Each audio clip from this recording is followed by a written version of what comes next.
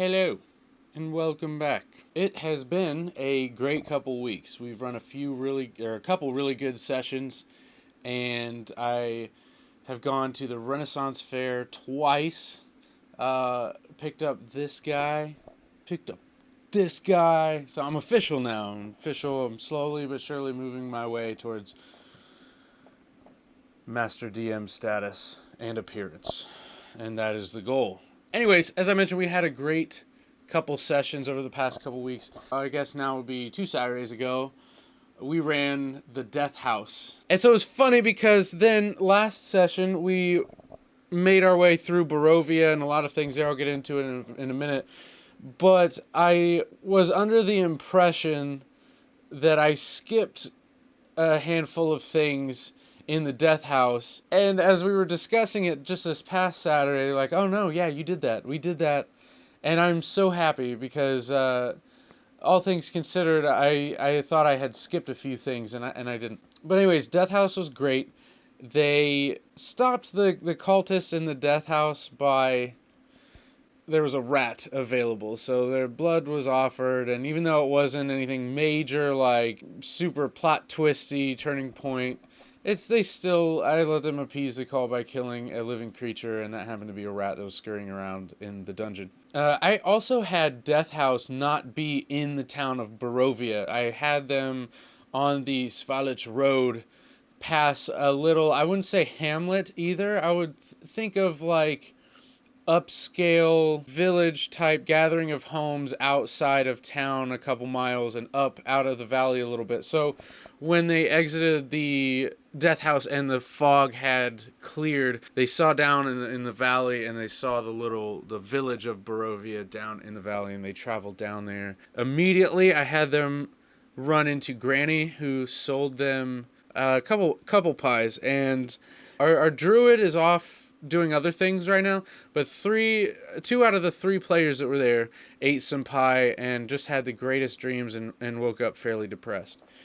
After that, they moved into the tavern. Long story short here, they kind of saw and were heckled a little bit by the sisters in the tavern, and then Ismark stepped in, bought them a drink, and then told them that this isn't really a safe town. He wants to get his sister's safety.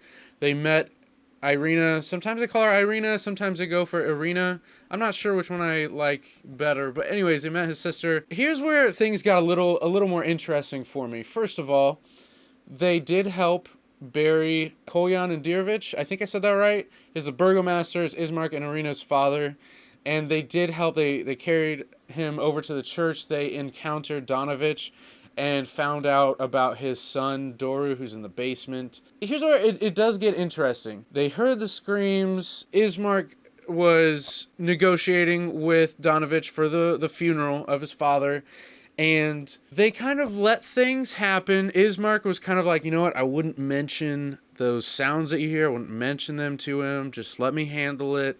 And they were a little bit inquisitive, but they kind of let things happen. And then they went through the funeral. The funeral was performed. They saw a shadowy figure in the distance, surrounded by a bit of fog. It was they weren't really sure what was going on there. They finished the funeral, and one of our more, I think he has like 8 or 9 intelligence, and he's a little more outspoken, so he's like, what is happening in the basement? And Ismark is kind of like, dude, here, let me explain to you. He kind of explains the whole story. And I think this was interesting because they're like, you know what? This isn't really our business, and we have a mission already from Ismark, and we're going to help you protect your sister. Let's stay focused and do that for now because we're new to the area. We don't want to step on anybody's shoes. This is kind of a heavy thing. And it was interesting to me because normally when you have a plot hook like that, a lot of times typical D&D players are like, oh, we got to fix this. And I just thought it was awesome that they were like, you know what? We're not going to just barrel right into this plot hook because we're adventurers and that's what we do. They kind of thought it through a little more. And I thought that was pretty interesting. So different things might happen in that respect. So I don't know. That remains to be seen. So after the funeral and everything, they started to gather their things. And they went back and collected Irina from the house. And Ismark told them he can't accompany them because the burgomaster was dead. So he has to take care of affairs in the town, and they decide to start heading off with Irina up the road. Ismark recommended that so they don't have to travel at night, they would stop at Sir Pool, however you say that, to Sir Pool. And so they're going to be headed there. Another thing that I just thought was really cool, was really interesting. Lately, in the past, I would say at least 3 sessions, we've been seeing characters kind of explore more of their personality and come into their own a little bit and experience a little bit more of, even though not everybody's human, for lack of better terms, discover more of their humanity. They're dealing with different emotions. And as I mentioned in, I think, the previous video, our Tiefling Warlock, to get rid of a curse, ended up deciding to kill a cleric. So he's dealing with the repercussions of that. And then we have our paladin. He wanted to make sure, because they encountered Mad Mary as well, and they found out about her missing daughter. So our paladin, who's very much lawful good, before they left the church, runs in and grabs Donovich and forcefully is like, "Are you feeding people in the town to your son?" And that's not something he would normally do. And I think it's interesting. I think it's cool because that is what Curse of Strahd and Ravenloft is supposed to do.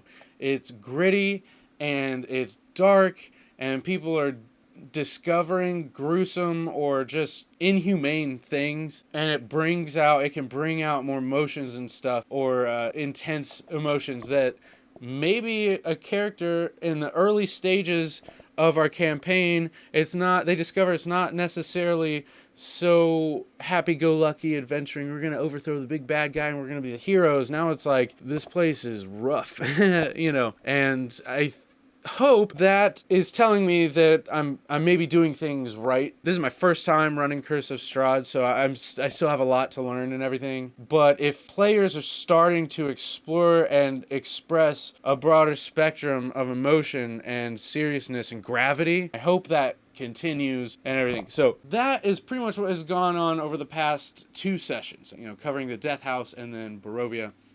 I haven't met with my online campaign yet. The schedules for that are a little more haphazard, and that's okay. And again, I've been playing Adventures League on Wednesday nights, and that has been going great. I have really been enjoying being a player. Again, I'm playing a Tempest Cleric, and we're running through Descent into Avernus. I'm pretty sure in previous videos I called it Avernus. Either way, I'm pretty sure now, from hearing a few people say, I think it's Avernus. Anyways, that's super fun. I'm looking forward to the next session. I think Curse of Strahd was a good move for us. I have my homebrew story, and I think that was going as well as it could. Moving into an iconic structured module, I think it was good timing, and I think it's going to keep things interesting, I hope, at least for the time being. That's all I got to say, and bye.